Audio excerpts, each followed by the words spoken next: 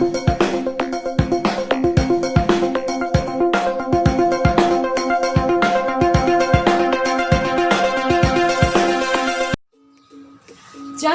Indonesiaku. Anak-anakku yang baik, hari ini kita masih dalam suasana hari ulang tahun kemerdekaan Republik Indonesia yang ke-75. Sekarang kita akan mengikuti materi matematika yang akan dibawakan oleh Bapak Cornelis Tandi SPD. Materi ini seharusnya ditayangkan pada hari Kamis tanggal 20 Agustus 2020, tetapi bertepatan dengan Hari Raya Tahun Baru Hijriah, maka penayangan materi ini diundur pada hari Jumat tanggal 21 Agustus 2020. Selamat belajar, tetap semangat. Baiklah anak-anakku sekalian, kita lanjutkan materi pertemuan yang kelima. Salam hebat, salam sukses untuk kita semua. Kita masuk pada materi yaitu persamaan kuadrat. Pengertian dari persamaan kuadrat adalah persamaan yang variabelnya atau PU itu berpangkat 2. Jadi kalau tidak berpangkat 2, berpangkat 3 atau lebih, atau tidak berpangkat, itu berarti bukan persamaan kuadrat. Bentuk umumnya adalah AX kuadrat tambah BX tambah C, di mana A itu adalah koefisien X kuadrat, B adalah koefisien X, dan C adalah konstanta. Dalam persamaan kuadrat ini, untuk menentukan nilai X pada persamaan kuadrat terdiri atas 3 bagian. Yang pertama dengan cara memfaktorkan, yang kedua melengkapkan kuadrat sempurna, dan yang ketiga dengan menggunakan rumus ABC. Sekarang kita akan bahas satu persatu tentang ketiga bagian tersebut. Oke, baiklah anak-anakku. Sekarang kita masuk pada bagian yang pertama, yaitu memfaktorkan. Kalau memfaktorkan ini juga Pak Guru akan bagi 2, yaitu pemfaktoran biasa. Contohnya 4X tambah 14Y sama dengan, jadi kita lihat 4X dan 14 itu ternyata angkanya 4 dan 14 bisa dibagi dengan angka yang sama, yaitu 2. Lalu dalam kurung. Jadi 4 dibagi 2, 2. X ditambah 14 dibagi 2, 7Y. Nah, itu bagian pertama. Contoh yang kedua, 6A kuadrat tambah 14A. Kita lihat di sini ada A kuadrat, ada A. Juga angkanya bisa dibagi dengan angka yang sama. Kita bagi 2. 2A dalam kurung 6 bagi 2, 3. A pangkat 2 dibagi A, A tambah 14 dibagi 2, 7. Dibagi A sisa 7. Oke, itu bagian. Oke, jadi tinggal 7 ya. Sekarang nomor 2, memfaktorkan bentuk persamaan kuadrat AX kuadrat tambah BX tambah C. Dalam hal ini ada pola yang kita ikuti, yaitu kalau angkanya dikali menghasilkan C, tapi hasil kali ini kalau kita tambah itu sama dengan B. Nah, kita masuk contoh. X kuadrat tambah 7X tambah 12. Yang pertama kita buat memang dalam kurung. Setelah itu kita ikuti polanya. Kali, kalau dikali 12 seperti pada pola di samping, tapi kalau ditambah 7. Angka berapa yang dimaksud di sini? Nah, itu. Berarti 3 dengan 4. 3 kali 4 12. 3 tambah 4 7. Berarti di sini kita bisa tuliskan X tambah 7, X tambah X tambah 3, X tambah 4. Sekarang kita bisa mendapatkan X1 sama dengan, kalau di sini positif menjadi negatif, berarti X2 sama dengan positif menjadi negatif 4. Oke. Contoh yang kedua, langkah pertama kita buat dalam kurung. Langkah selanjutnya kita ikuti polanya. Kalau dikali negatif 18, Kalau ditambah negatif 7. Berarti kuncinya kalau satu negatif di sini, kalau di sini negatif, itu berarti salah satu angkanya nanti harus negatif. Berarti selisihnya titik-titik berapa? Berapa kali berapa menghasilkan minus 18, berarti satu negatif satu positif ya. Satu positif. Berarti negatif 9 kali 2. Jangan diputar negatif 2 kali 9, itu nanti beda. Nah, sekarang kita lihat selisihnya. Negatif 9 tambah 2 berarti 7. Berarti di sini bisa kita tulis X kurang 9 X tambah 2. Kenapa tambah? Karena di sini positif. Jadi X1 kalau negatif jadi positif, X2 kalau positif menjadi negatif. Contoh nomor 3. Nah, bagaimana kalau A itu lebih dari 1? Kalau di sini kan A-nya sama dengan 1, A sama dengan 1. Sekarang A sama dengan 2. Bagaimana langkah-langkah kerjanya? Maka langkah kerjanya adalah kita pakai cara khusus kalau A lebih dari 1. Jadi 2x kuadrat tambah 11x tambah 12. Jadi pertama kita keluarkan 2, keluarkan 12 yang ini. Nah, setelah itu kita cari pengali 1 dan 12. Misalnya pengalinya 1 adalah 1, 2. 1 kali 2, 2 kali 1, 2. Pengalinya 12 adalah misalnya 3, 4. 3 kali 4, 12. Sekarang kita uji. Kita taruh tambah di sini, lalu ini 11. Nah, di sini. Jadi 11 itu di sini. Kita uji. Uji secara menyilang. 2 kali 3 berapa? 6. 1 kali 4 4. Ya, kita tambah 6 tambah 4 ternyata 10. Berarti ini kurang pas. Ya, kita ubah lagi.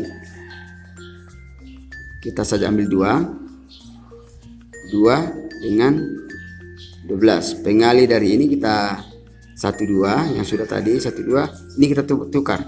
Di sini 4, di sini 3. Jadi bisa ditukar seperti itu. Sekarang kita uji. Ini 11 pindah ke sini. 2 kali 4 8. 1 kali 3 3.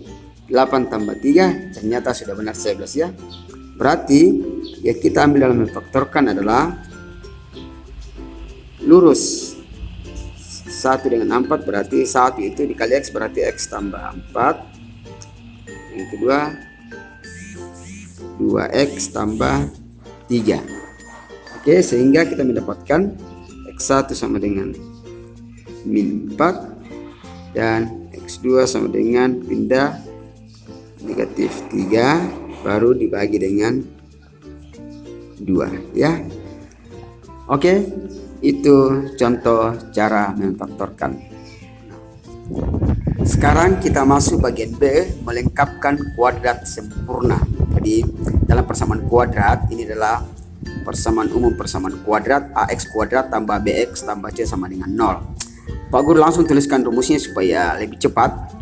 Jadi X tambah B per 2 kali A artinya 2 kali variat koefisien X kuadrat sama dengan min C per A dari sini tambah B per 2 kali A pangkat 2. Nah, jadi supaya lebih mudah, jadi A di sini A sama dengan 1, B sama dengan 5 dan C sama dengan 6. Supaya lebih memudahkan memasukkan ke dalam rumus untuk melengkapkan kuadrat sempurna.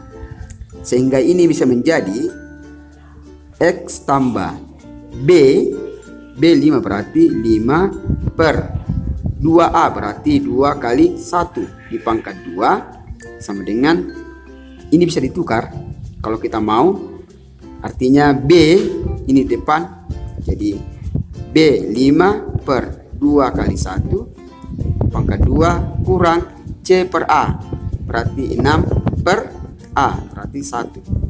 Berarti adalah X tambah 5 pangkat 5, 2 kali 1, 2, di pangkat 2 sama dengan 5 pangkat 2 berarti 25, 2 kali 1, 2, pangkat 2 berarti 4 kurang 6. Jadi sama dengan X tambah 5 per 2 di pangkat 2 sama dengan, kita samakan penyebutnya, penyebut 4, ini dikali, berarti 25 kurang 24. Berarti X tambah 5 per 2 pangkat 2 sama dengan 1 per 4. Oke, nah itu.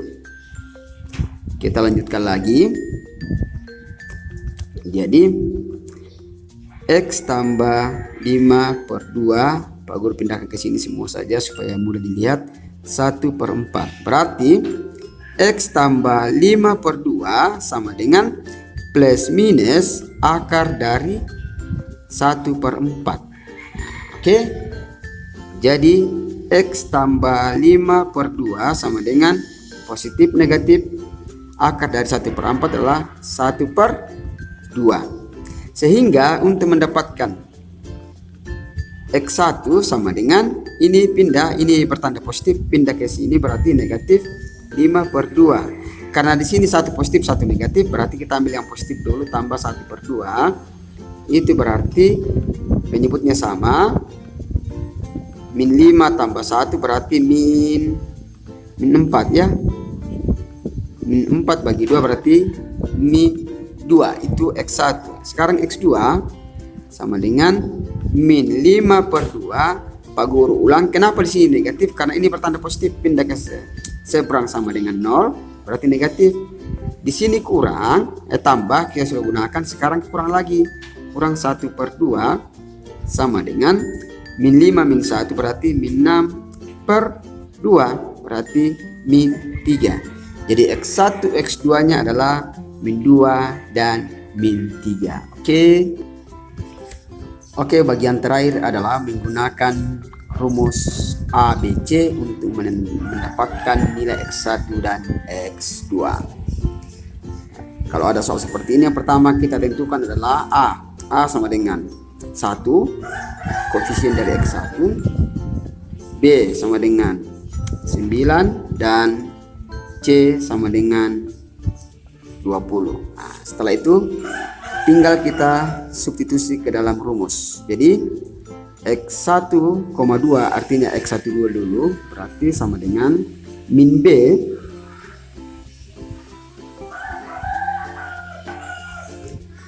berarti min B berarti min 9 tambah kurang akar dari B kuadrat berarti 9 pangkat 2 dikurang 4.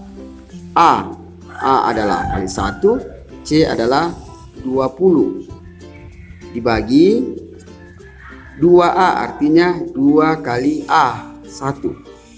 Oke, nah itu. Berikut min 9 tambah kurang akar dari 9 pangkat 2 berarti 81 kurang 4 kali 1, 1 kali 20 berarti 80 dibagi 2 kali 1. Selanjutnya min 9 tambah kurang akar dari 80 kurang 1, 81 kurang 80 berarti 1 per 2. Setelah kita dapatkan ini, kita bisa lanjutkan. Berarti X1 sama dengan negatif 9. Kita ambil positif dulu. Akar 1 adalah 1 dibagi 2. Berarti sama dengan min 9 tambah 1 berarti min 8. Per 2 sama dengan min 4. Itu X1. Sekarang X2 adalah min 9. Kita sudah ambil positif, sekarang negatifnya. Karena dikatakan positif negatif.